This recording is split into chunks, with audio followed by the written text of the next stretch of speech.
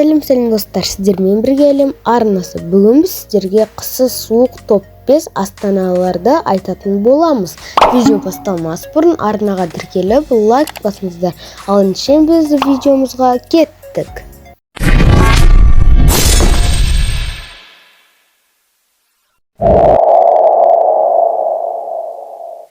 Бірінші орында Улан Батор.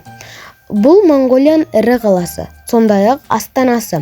Жылдың 5 айында 0-ден төмен. Қаңтар және ақпан температурасы -15-тен -40 градус аралығында болатын ең суық айлар. Орташа жылдық температурасы -1,3 градус. Екінші орында Рейкьявик.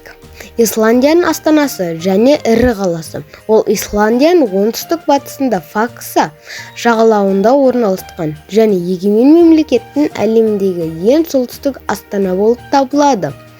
Хельсинки секілді Рейкьявиктің температурасы солтүстік Атлантикадан шығысқа әсер етеді. Қыс мезгілінде температура -15 градустан төмен түссе де, жаз өте суық болады. Температура 10-нан 15 градусқа дейін. Астана ең көрікті қалалардың бірі. Оның ішінде жылтыр металдан жасалған және шыныдан жасалған биік футуристикалық ғимараттар, Есіл өзені жағалауында шалғай далалық ландшафттар көтеріледі. Қазақстандағы екінші қала. 1997 жылы елордамыз тағайындалды. Бұрынғы атауы 1998 жылы Астанаға ауыстырылды.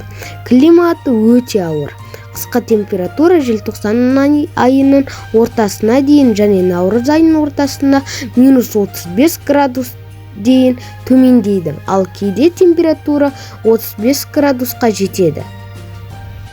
Мәскеу Ресейдің астанасы және Европа континентіндегі ең үлкен қала. Ол басқа қалалардың өзінің сәулетімен, саябағымен, орманымен ерекшеленеді. Мәскеудегі қыста қараша айының ортасында наурыз айының соңына дейін ұзақ және суық болады. Қыста температура -25 градус және тіпті маңайында суық. Жазда температура 10-35 градус аралығында болады. Хельсинки Финляндияның ірі қалаларының бірі. Қаңтар мен ақпанда орташа қысқы температурасы -5 градус. Әдетте солтүстігінде суық қысқы температура болады. Ал жазда күндіз салқын болады.